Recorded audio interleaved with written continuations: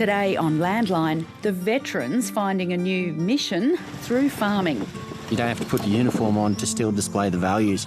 You know, mateship, camaraderie, teamwork, all these types of things is something that can still be a part of what you do every day. Searching for the best high school agricultural programs. Agriculture in metropolitan high schools really has been overlooked. I mean, 2/3 of Australia's population live in only 5 cities. And so if we're really going to change the number of people going into agriculture, it's going to require something different to happen in metropolitan areas in agriculture. And protecting the Hunter's river red gums. There's nowhere else in the Hunter that I've seen a stand or a patch of river red gums quite like this. Just so many mature trees. You can't help but wonder how magnificent the floodplain ecosystems would have been. Hello, I'm Pip Courtney. Welcome to Landline. A group of former military men are helping other veterans find new purpose after their defence service through farming. They're growing avocados, pressing the oil, and have expanded into ginger production. Landline's Courtney Wilson visited their farming operation at Cherry Creek in Queensland.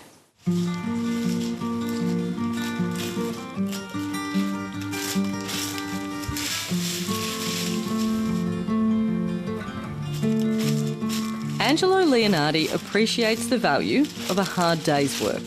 One of my favourite things to do is just pruning. Taking pruning shears, take a pole, chainsaw and just going for the day. Where I don't have my phone, no one can call me, and I find that really soothing. So it can be really therapeutic to work on a farm, you know, to just get given a simple task and just repeat that task. Luckily, repetition is something Angelo has also had plenty of practice at. There is perhaps no more routine-driven workforce than where he began his working life, in the military. I joined in 2006. Being a second-generation Australian, it was something that I wanted to do for family reasons, as well as at the time there was a need. Angelo was 19 years old for his first deployment, serving in the infantry as part of the 6th Battalion out of Brisbane. He'd go on to do 2 more overseas tours. I had an awesome career. I was very fortunate to serve in East Timor and in Iraq and in Afghanistan and serve some awesome guys. So I was only in for about 5 years, but it was intense for a short period and became a really key chapter of my life, which was character building, but it was just a chapter. After leaving the army in 2011, Angelo faced something many ex-service personnel grapple with. When you leave the army, you have to leave your image at the same time and develop a new image. Some of us joined when we were really young, so you can be a young adult, you know, 25 to 30 years old, and lose that image that you did build and have to reintroduce yourself to the world, which can be really hard. Hard, but not impossible, and made much easier when you find something else you're passionate about. For Angelo, who grew up on the land, that was always going to be farming. And it was kind of a natural progression for me to get back into farming, and I wanted to bring my army friends with me, and we've done pretty well so far, staying together.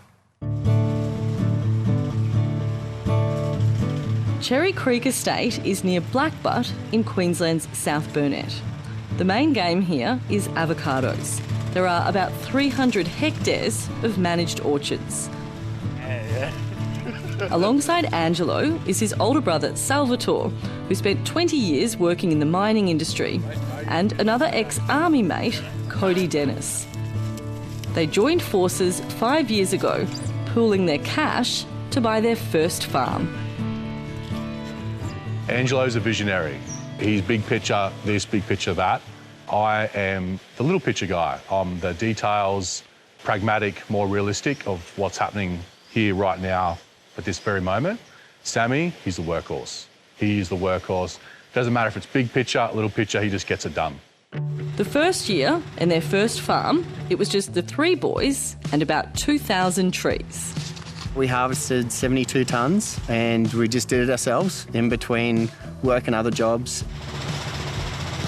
Fast forward to now, and they've acquired 6 farms. The three men have around an 80% share, with the remaining 20% split across a group of other veterans. From 72 tonnes of avocados in that first season, this year they're on track to harvest around 1,000 tonnes. To say it's been a steep learning curve is putting it mildly. Curve is a strong word. I would say vertical ascent it's been. Not to mention a huge change from the army. Cody Dennis, like many other former military personnel, found himself at a loss after leaving. Getting straight out of a combat corps, I couldn't think of what I wanted to do or didn't realise the skill sets I had. Couldn't even get a job as a security guard at a shopping centre. Now, Cody oversees the packing shed. It's a big, busy job. At the peak of their season, he manages up to 20 staff. We would have had around a semi-truck a day leaving full of packed fruit. Approximately 80 to 90 bins of avocados were picked per day. So yeah, it was quite busy. The thing about scaling up, though, is that any problems you have also get bigger. Here, they quickly worked out their main problem was waste. With no viable market for second or lower grade fruit, tonnes of perfectly fine avos had been getting tossed. It gets dumped, like you've seen in the newspapers before, it just gets dumped on the ground. We wanted to do something with it. Most countries in the world have found a second use for their second grade fruit, and we think for us in our region the most suitable is the avocado oil. It's particularly because of the quality of it. So this year, for the first time, Cherry Creek Estate has been processing 100% Australian avocado oil, and in doing so, saving huge amounts of fruit from landfill and providing another market for lower grade avos. It's not as if we invented it. It's been done here in Australia before, but I just don't think the climate was right, like the environment. It wasn't a glut market. The price of premium trays is so low compared to other years. It's just a viable option now. So in terms of something like this, if I were to look at this avo, it doesn't look too bad. Yeah. Explain to me what's wrong with it, basically. Okay, so this one here, if you just feel it. Give it the squish test? Yeah, squish test. It's too squishy for us The thing you're not supposed to do in the supermarket? Yeah, so this, once it goes through the packing line, turns to this. So right, okay, so this is something that's been spat out, that's what it looked like? Yeah, so part of our protocols, it's got to be hard green fruit to send to the consumer. So for this, coming through our packing line, doesn't make the grade for our premiums, but this is perfect for oil. How valuable is that to have another avenue for that fruit? Extremely valuable for us, yeah. As we've only been in the farming game a short amount of time, finding a value add to us that can help that bottom line dollar is crucial, yeah. They're hoping to produce 250,000 litres of oil during the 2024 growing period.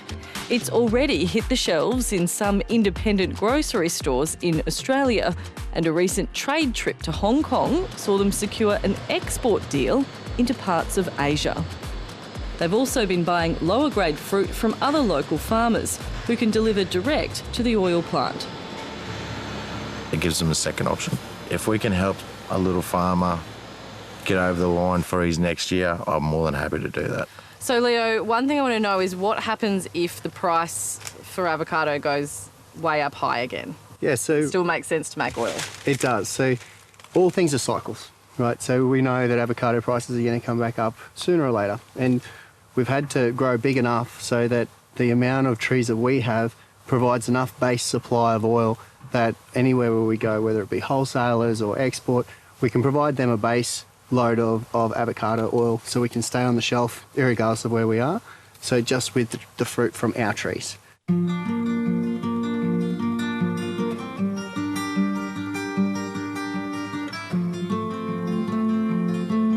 When they're not in the orchard or the oil plant, there's still plenty more to keep these guys occupied. They grow ginger here as well. We've got 33 grow tunnels here that we've built where we grow jumbo Canton ginger in coir. I can't use my fingers to scale. They chose ginger as a counter-cyclical crop to their avocados in an effort to spread their risk. We kind of have this core value that you should always be harvesting something to keep your cash flow positive. Even so, it's a big gamble. They've invested a lot to set this infrastructure up. The grow bags the ginger is planted in are costly, and the process is very labour intensive. But unlike many other farms that struggle when it comes to sourcing extra labour, here they have troops to task.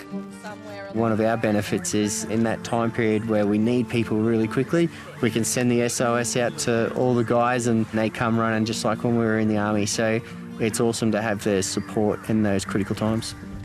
So we could rely on our mates a bit more than what we should, but it's good for everyone. Everyone likes to come out to the farm. It's peaceful, it's quiet, and it helps most people with their mental state as well. That way they can relax a little bit, but still put in a decent amount of work. They work really hard, but they have lots of fun while they're doing it.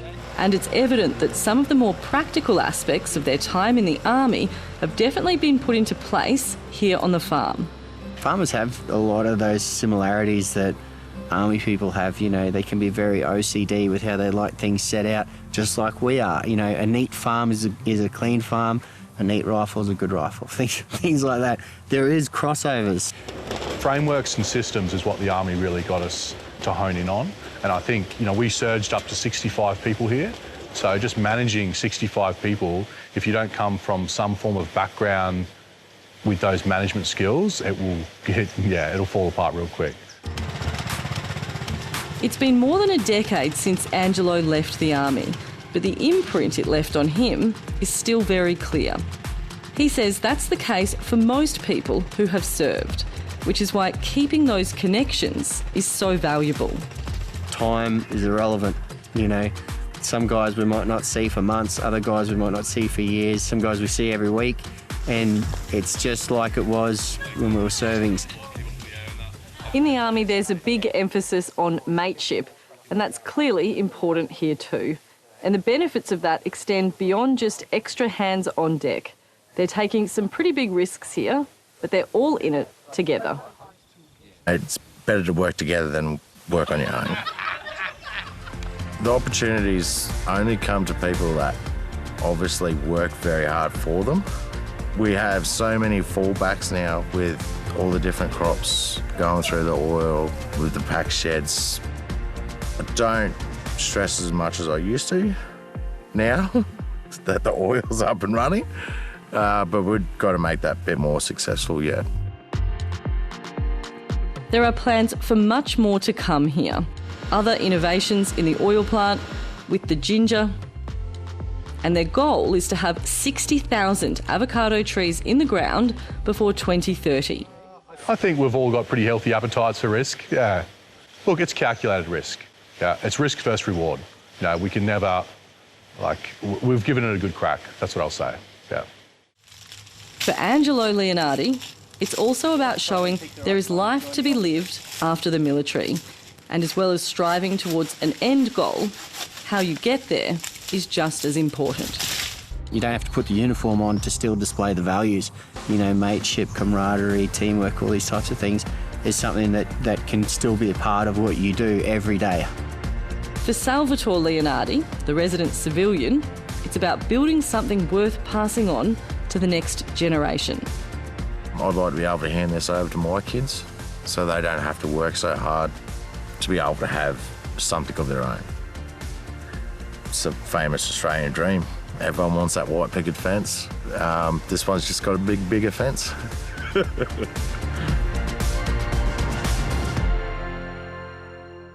Hello, I'm Kerry State. Agricultural education is being put under the microscope at the moment, with moves to establish a national strategy that exposes more students to ag and addresses a major teacher shortage. That story is coming up.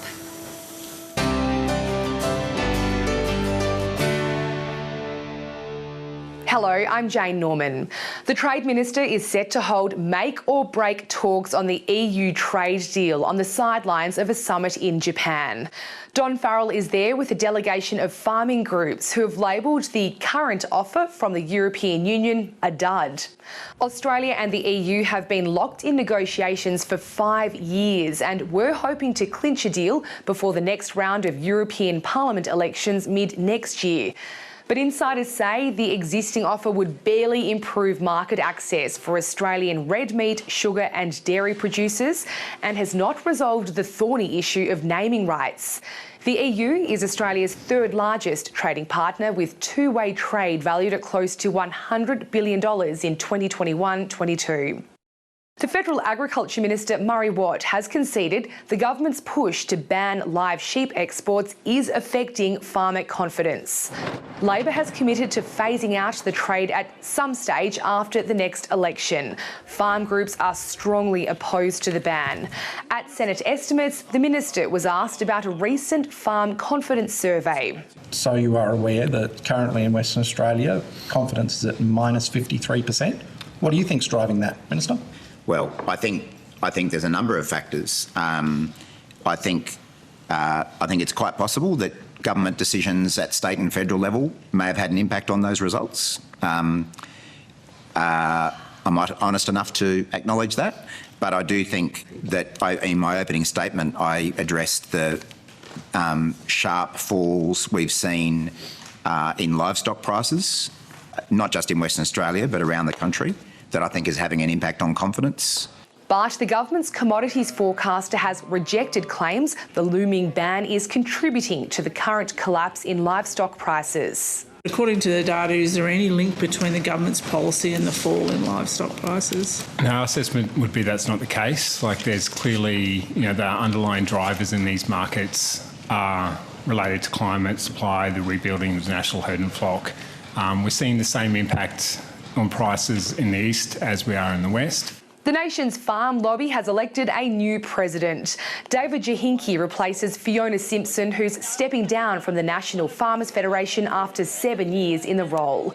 The new president wasted little time launching a new campaign against federal government policies on live sheep exports and the Murray-Darling Basin Plan. Right now, we're facing an avalanche of bad ideas that, if seen through, will see farmers severely impacted and indeed see entire industry close for no good reason. These policies will see farmers grow less tomorrow than they do today, and that's a remarkable agenda for government to have in the current environment. The government has defended its record, naming the increase in biosecurity funding and the restoration of trade ties with China as just some of its farming-friendly policies. Meanwhile, the federal government is frustrated about the time it's taking to settle the live cattle export ban class action, pointing the finger at the claimants' lawyers. It's been 3 years since the federal court ruled the Commonwealth's 2011 ban on live exports to Indonesia was unlawful. The government formally made a $215 million compensation offer late last year, but it's still waiting for a response from cattle producers or even a counter-offer. Frankly, I think the claimants need to have a really good hard talk to their lawyers about the strategy that their lawyers are employing. Feel free to have a look at the comments from the judge. On many occasions in hearings, he's had a lot to say about the claimants' lawyers, and I think those lawyers need to get their act together and make sure that they're properly representing their clients who deserve a fair and decent outcome. Cattle producers have previously labelled the Commonwealth's offer insulting, demanding up to $1 billion in compensation. Parents in remote parts of the country are asking for more help from the federal government to cover the rising cost of their children's boarding fees. The basic boarding allowance was introduced back in 1973 to help students who don't have a local high school attend a boarding school to complete their secondary education. Back then, the allowance covered about 55% of a student's boarding fees, but now covers, in some cases, less than 40% of the costs. So the body representing parents of isolated children travelled to Canberra to lobby the government to boost the allowance by $4,000 per student per year. It's not about going to a posh, expensive school. These children have no other option.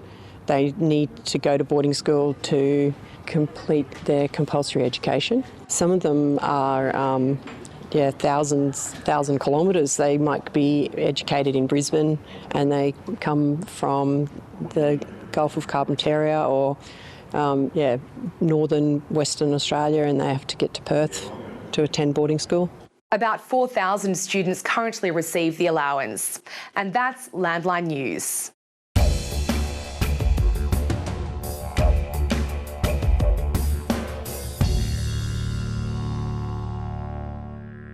The search is on for the country's best high school agricultural program.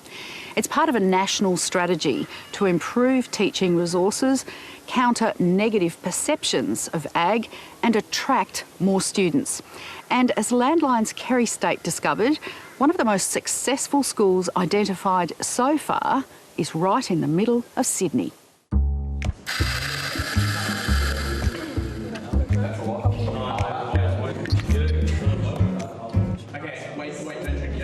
No, it's not a coffee shop. It's like wood. It's like woody. A little bit. Okay. This is agricultural education North Shore style. This is the region where coffee is grown in the world. Where Sydney-born Scott Graham and his team at Barker College are converting a growing number of urban kids to ag. Out of our 420 or so students doing agriculture from year 9 to 12, probably about 8 or so are actually boarders from rural regional areas. The rest of them really are from the North Shore and the northern beaches of Sydney, so they have virtually no connection to agriculture at all. Well, we've got durian today as our fruit of the week. It's probably the smelliest fruit out there. It tastes a lot better than it smells. What do you think? No good? From coffee classes to exotic fruits, here learning about paddock to plate is done in reverse. So I'd say our philosophy really is plate to paddock. In education, you really typically start with things that are concrete and you work towards things that are abstract. It makes the most sense to students. And of course, they all eat food and wear clothes. And so really starting at that point and working backwards is the way to really engage them in a metropolitan context. When you're surrounded by the city, teaching the paddock part of the syllabus requires excursions and a clever use of space. So these ones are warrigal greens. While these students do get their hands on all types of crops and livestock, a big part of the program is focusing on the 60 to 70% of ag jobs that happen off-farm, with graduates going on to pursue everything from plant breeding and robotics to product development. Agriculture in metropolitan high schools really has been overlooked. I mean, 2/3 of Australia's population live in only 5 cities. And so if we're really going to change the number of people going into agriculture, it's going to require something different to happen in metropolitan areas in agriculture. We want to find out, is this a male yabby or is this a female yabby? The school's different approach is paying off. In 2008, Barker had around 50 ag students and the course was almost shut down. Now, enrolments from year 9 to 12 top 400. And importantly, once they get a taste of it, most are hooked. So in New South Wales, we have about 4,000 to 5,000 students starting Year 11 agriculture, and we have around about 1,500 finishing the HSC in Year 12. So there's a really significant drop-off statewide. At Barker, we have around about 110 or so students starting Year 11, and somewhere around the 90 to 100 finishing Year 12. So we keep, most of them maybe a 10% drop-off. Schools like Barker are increasingly on Anthony Lee's mind. He's the CEO of Australian Country Choice, one of the world's largest family-owned cattle and beef suppliers. What you got to do is you got to have a market for everything. While some find boning rooms confronting, he thinks students should see what happens to animals in between the paddock and plate. If you look at a young kid on a bush property, a remote property somewhere, they are exposed to it from birth. We don't see that in urban Australia, Metro Australia, so it's very foreign to us. I have a view that we absolutely expose people to it. Yep. Now tight, look where you're going, look where you're going. Now, sparked by his own kids, the Brisbane-based father of 4 is taking his passion for education beyond the meatworks. Because while his children have grown up with a love for the bush and respect for its industries, He says they weren't learning much about ag at school, and what they did hear was largely negative. I heard things like, you're part of the problem, or I'm hearing that the beef industry is really bad and we shouldn't be eating meat. Why would a teacher want to teach it? Why would a kid want to come into the industry? It's all the same issue if they're hearing bad things. So for the last year, he's been lobbying for an overhaul of agricultural education. Most industries would kill to have their industry in the curriculum. We have it in there, we just need to get it taught. Have you ever pat a cow before? At the Royal Adelaide Show, there are plenty of lessons going on in the Learning Centre run by South Australia's Agricultural High School, Erbray. These sheep are called a black-nosed valet. While the tractors are a hit, students and teachers show both young and old there is far more to ag. If you look at how chunky she is, that's going to give us lots of hamburger. This is one of the best examples anywhere in Australia at any of the major shows, where you've got Erbray Agricultural High School students, nearly 200 of them here, working and demonstrating to the general public about what is agriculture today.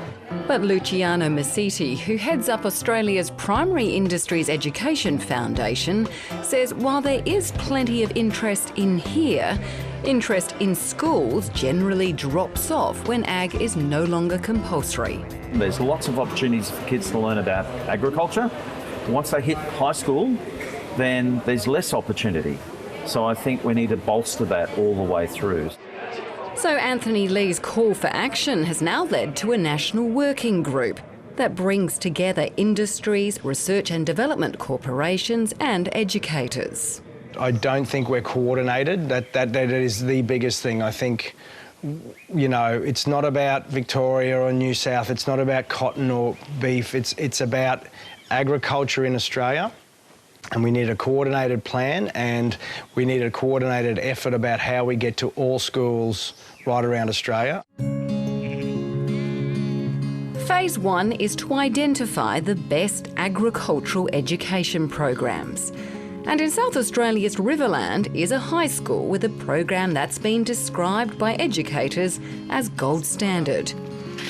Loxton High takes a very business-like approach to ag. We're going to weigh them. We're going to do a fat score on the lambs. So we're ideally looking at whether these are ready to sell. It's about making all those decisions with the kids that a farmer would be making on their farm. If it's an enterprise here at school, it has to be profitable. Remember, it's the long ribs because we're looking at fat. Justine Fogden lives and breathes ag. She's been teaching it for almost 3 decades and is also involved in her family's farm. Yeah, this one's about a 2.5, maybe, yeah. Yep, probably right. Maybe 2, because you can still really get your fingers in amongst those ribs, can't you? Despite her passion and experience, she says being an ag teacher is a big undertaking. Between managing classes, developing content, and running a mini on-school farm.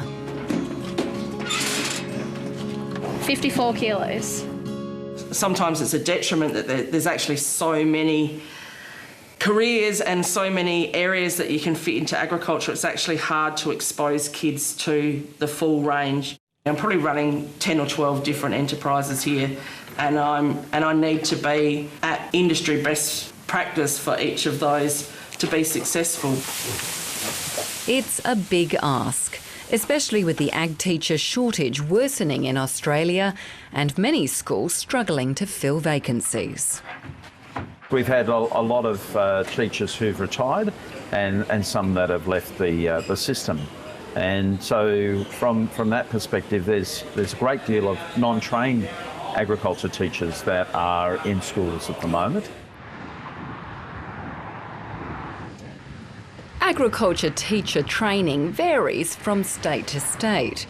And for students who pursue an agriculture degree first, there are limited incentives for them to then go on to study teaching.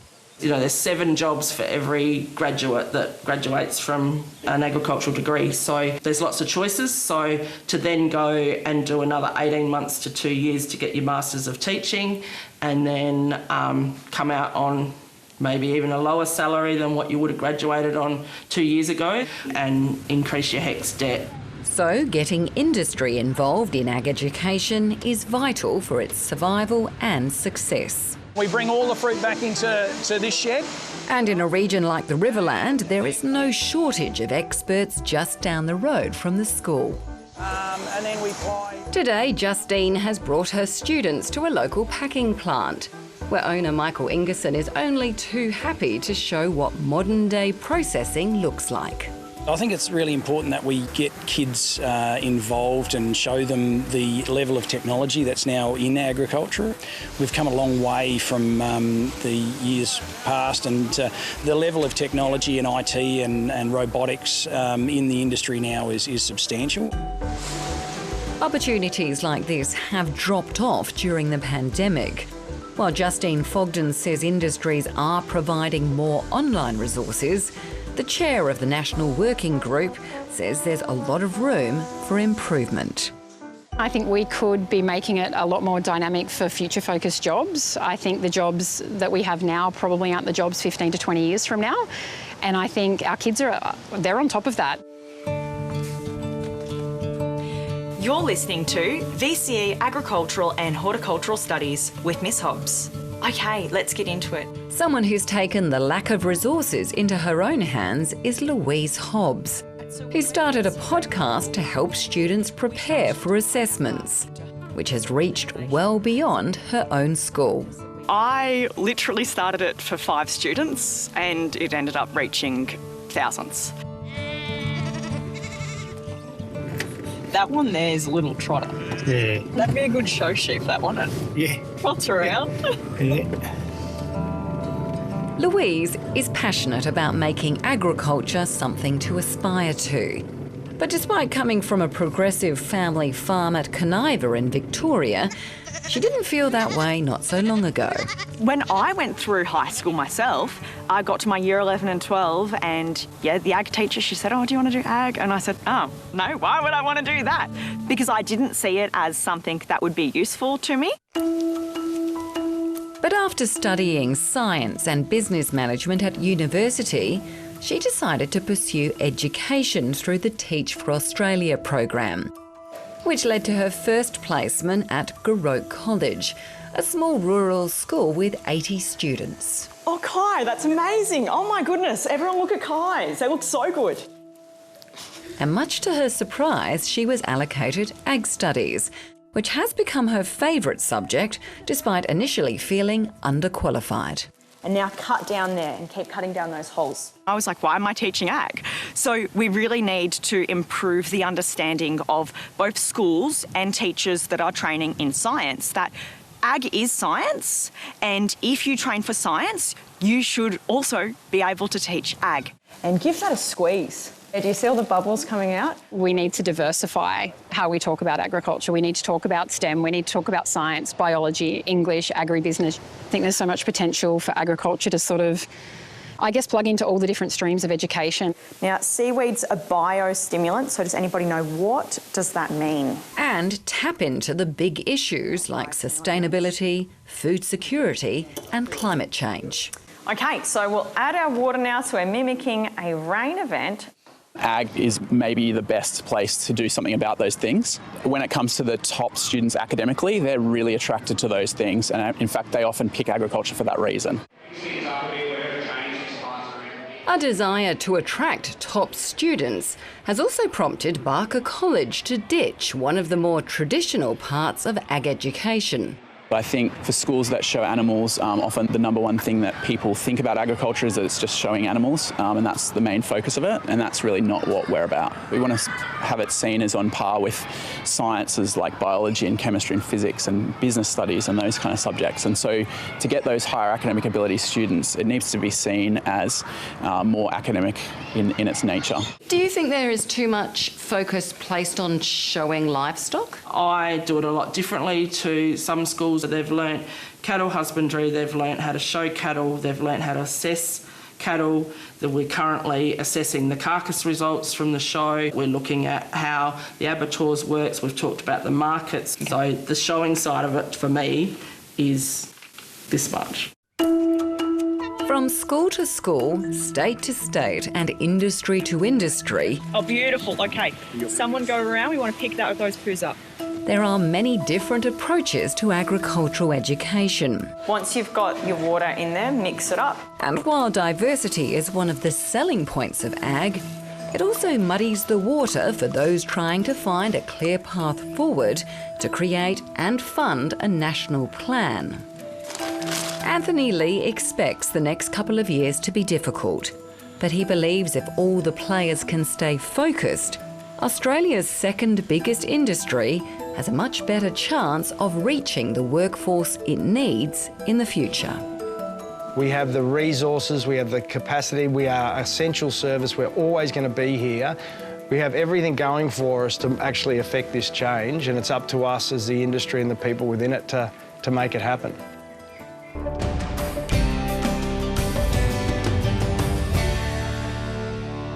G'day, I'm Matt Brand. A few years ago, it seemed the plant-based meat industry was booming. New products were constantly appearing on supermarket shelves, and in the US, Beyond Meat had debuted on the stock exchange and at one stage had a share price of over $230 US. Its share price is now just $5. And overall, this industry is struggling.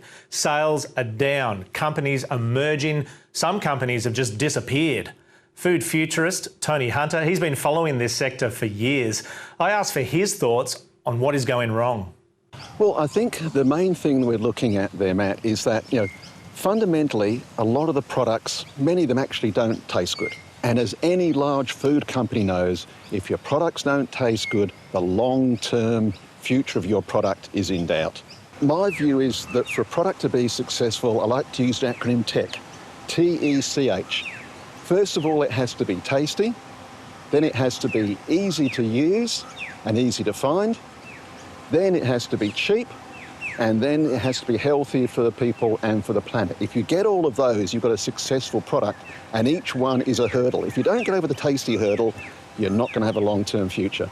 Tony, we've got some consumer data here from the US and it's clear that sales are down. Is it a similar story right around the globe though? I think if we try and judge the entire plant-based sector and indeed the alternative protein sector on the basis of one company which everybody concentrates on, which is Beyond Meat, then we're missing the whole picture. Yes, there are problems in the US, there are problems even in the UK, but Germany is going gangbusters and so are other countries in Europe. So it's not a one-size-fits-all of what's happening in plant-based products. And we're seeing a lot of the supermarkets in Europe, like the Lidl chain, they're driving plant-based product prices down and quality up. I think the thing is, what we've got to realise is that if Australia doesn't pursue alternative proteins, including plant-based products, we're missing a massive opportunity to increase our agriculture GDP. Because if we don't do it, another country will. And that will disadvantage Australia, and in particular our crop farmers, if we look at trying to block some of these alternative protein products. So does the plant-based meat industry have a future, Tony? Absolutely, and I think the key reason, Matt, these products have a future is that what we have is an undoubted fact. We're going to have 10 billion people on the planet by 2050 and a growing middle class. And we have this amount of protein that can be sustainably produced within planetary boundaries by animal agriculture, and we have the amount of protein we need. And animal agriculture simply can't scale to meet that entire demand without deforesting the planet, which I would suggest is not going to end well. So we need other protein products to fill that gap. And I think that's what it's about, the gap. The hype about destroying animal agriculture is not realistic. That's not going to happen. And animal agriculture is going to be on the cards for decades to come. And I think that's, to me, is really the nub of the entire issue with plant-based products. Tony Hunter, thanks for your time on Landline. No problems. It's been a pleasure, Matt. Thank you. So let's take a look at prices for those in the business of real meat. The cattle market tracked sideways this week, but I'm told there are some buyers that are starting to push the go button, in that they are buying significant numbers of cheap cattle with expectations of better prices next year and an early end to dry conditions, and you wish them luck. Meanwhile, Australia had its biggest lamb yarding of the year, with around 238,000 of them pouring into sale yards this week, and about 45% of them were new season lambs. So the spring flush is kicking into gear. Prices this week, though, buckled under the weight of numbers, except for quality heavy lambs, which are enjoying strong demand. To the grains industry, and here's a look at some canola coming off near Quairading in WA. CBH says it's receiving grain now at all port zones in WA, but out in the paddocks, the yield potential is falling.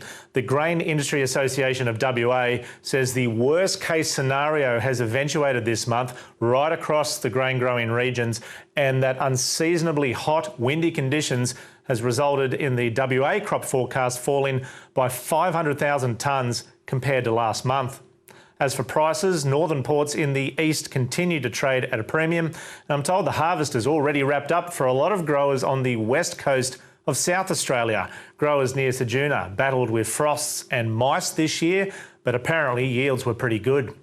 CBOT futures declined this week for a few reasons, including strong harvest and export estimates coming out of Russia. It was a fairly steady week for cotton and sugar futures. The Aussie sugar price just continues to climb. Here's a look at the cotton gin that's been built in WA's Ord irrigation scheme. If all goes to plan, it'll be ready to process the Ord's crop in 2025. Wool prices were also steady this week. In fact, they haven't really changed much over the last 4 or 5 months. And finally, here's a look at some of the action from last weekend's National Shearing and Wool Handling Championships. The best of the best from Australia and New Zealand battled it out in Jamestown, South Australia. Well done to local lad Nathan Meaney, who was crowned the shearing champion.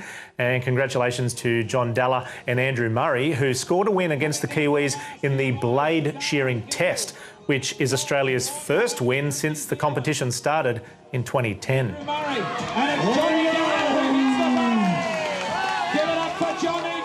That is the Landline check on prices. Keep it rural. Australian sheep prices have hit the skids, in some cases falling as much as 80% this year. Next week on Landline, we take a look at what's behind the slump and what it might take to get out of it. I think it is uncertain, I think is the word. People are not so sure what they should be doing with stock, especially with prices wise. The one thing to destroy high prices is high prices. The river red gum is one of Australia's most loved trees, but land clearing has decimated the native eucalypt in the country's east. As Newcastle reporter Romy Stevens found, researchers hope genetic testing will ensure its long-term survival.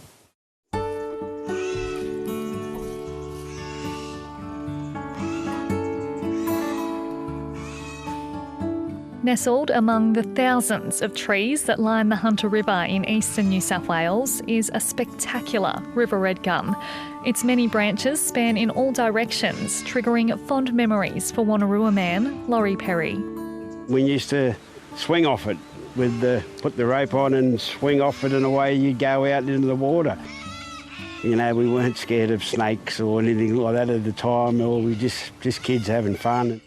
His ancestors came from this area. It holds deep meaning for him. This site is very important to the Aboriginal community. Not far from here is the Reddenberry Hill Mission Reserve, where my family were put on back in the day. They lived there for quite some time and they weren't allowed to live in town, and so that's where they established the lessons learnt from being Aboriginal in this country. River red gums are known as ecosystem engineers. They do a lot for the environment, including help retain soil moisture, and they provide habitat and food for wildlife. For Laurie Perry, their protection is vital. to sustain the river banks as well, and now they're endangered in this area as well, and so it's time to start rethinking and putting in environmental practices so we're able to rejuvenate the river red gum and look after that ecosystem that everyone here desperately needs. Now let us examine this great valley, starting at the headwaters of the Hunter River. The Hunter River red gum population is the only naturally occurring group of river reds east of the Great Dividing Range. They've been declared endangered in this part of the world. There were up to 20,000 hectares of river red gum forest across the Hunter Valley at the time of settlement. Extensive land clearing means there are now about 100 hectares left. This forest that we're sitting in today is very unique in this area, very unique in the Hunter Valley and very unique in New South Wales. It's an almost spiritual place to come and relax and enjoy. John Taylor owns land south of Scone and is also passionate about protecting river red gums. He's one of the lucky few in this region with trees on his property. We've obviously got different generations of trees here, 200 to 300, 400 to 500, and we're told that there's at least one tree here that's over 1,000 years old, so there's not many trees like that in Australia.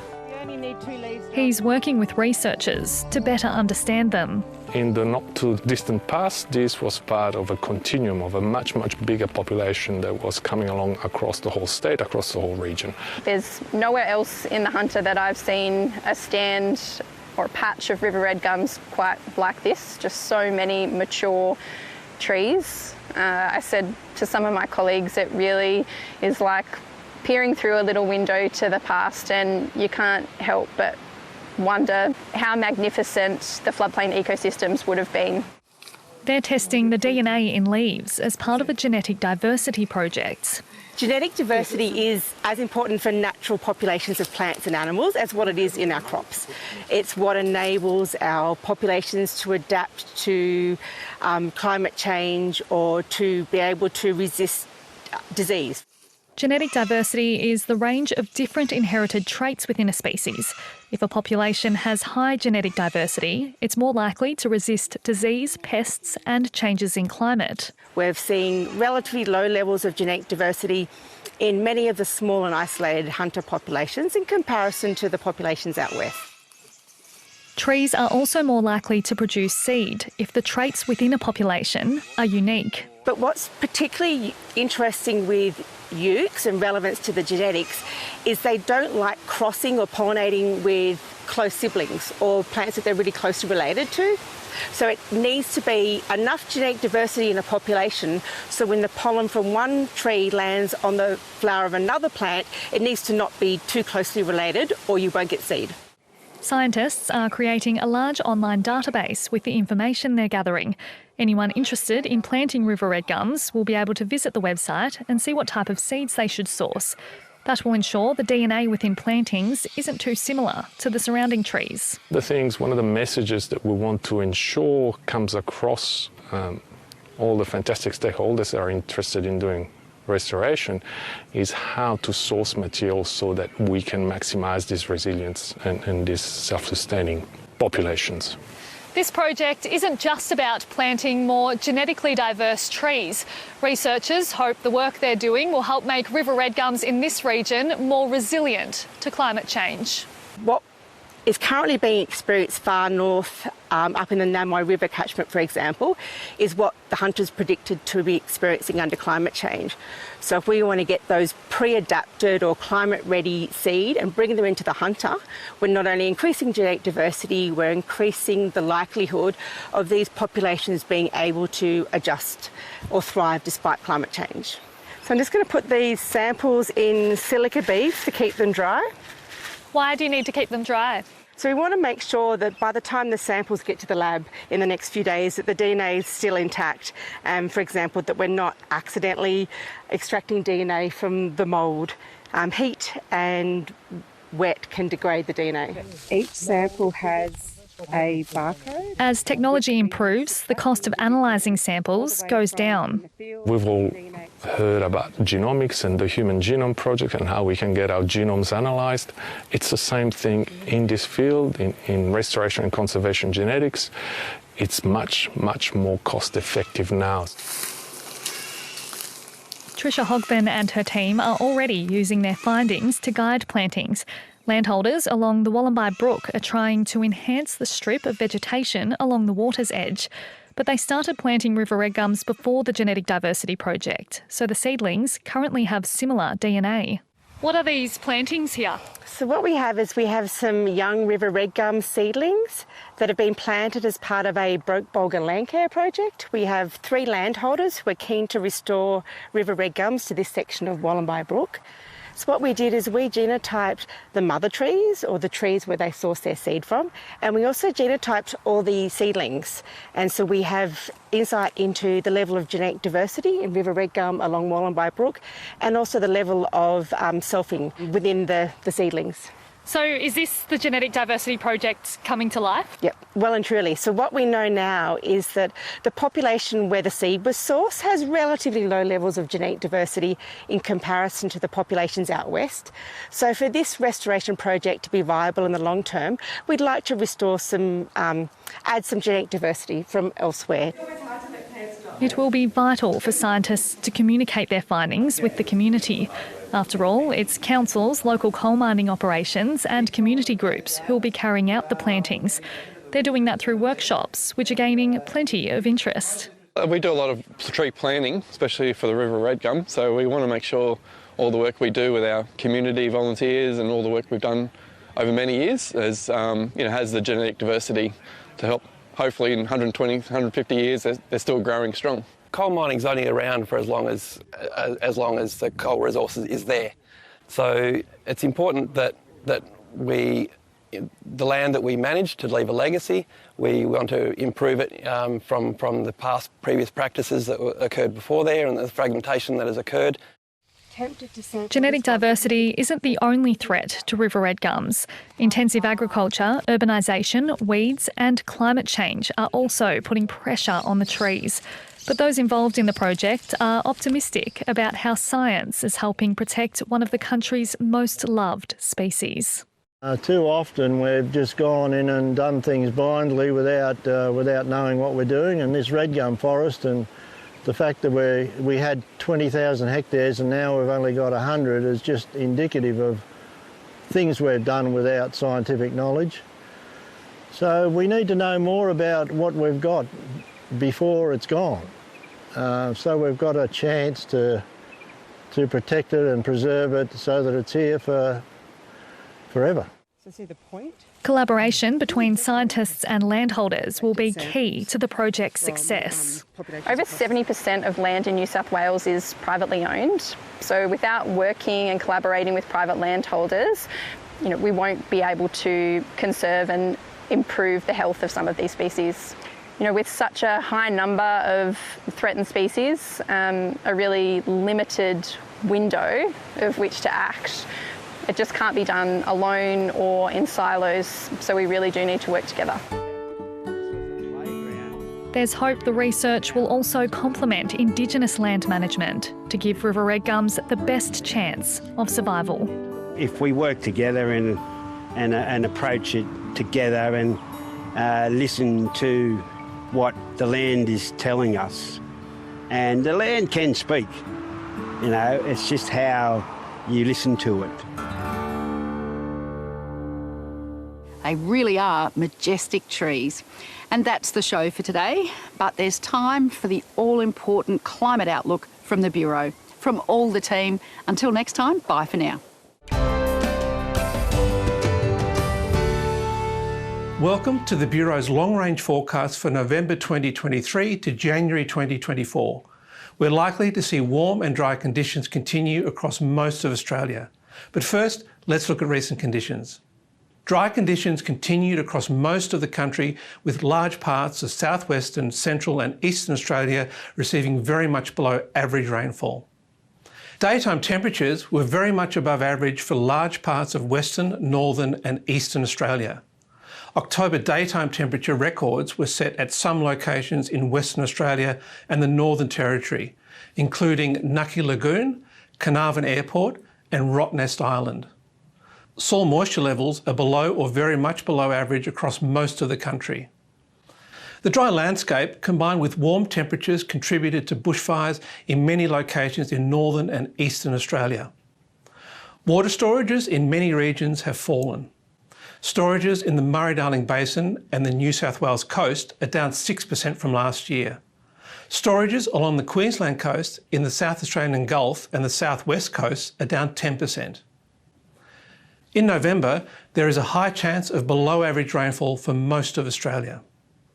However, for November to January, the extent of below average rainfall eases except for southern Australia and Queensland. Large areas in the west and northeast have at least 2 to 3 times the normal chance of being unusually dry.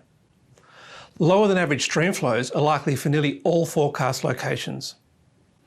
Daytime temperatures for November to January are very likely to be warmer than average almost everywhere.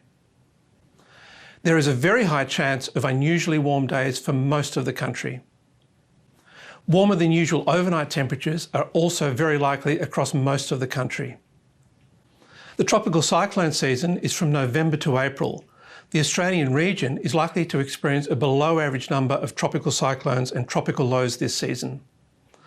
The first tropical cyclone would typically cross the Australian coast in late December, but this can be later in El Niño years, possibly early to mid-January. An El Niño and a positive Indian Ocean dipole continue. The biggest drying impacts of a positive Indian Ocean dipole are typically experienced during spring. The positive Indian Ocean dipole is expected to continue until at least December, with climate models forecasting the El Niño event to continue into early autumn 2024. In summary, the forecast for November 2023 to January 2024 shows below average rainfall for large parts of Australia, excluding parts of the southeast, below average stream flows at most sites, warmer than usual days and nights for almost all of Australia, and a below average number of tropical cyclones in the Australian region. You can find the latest long-range forecasts and severe weather warnings on the Bureau website. Thanks for joining us.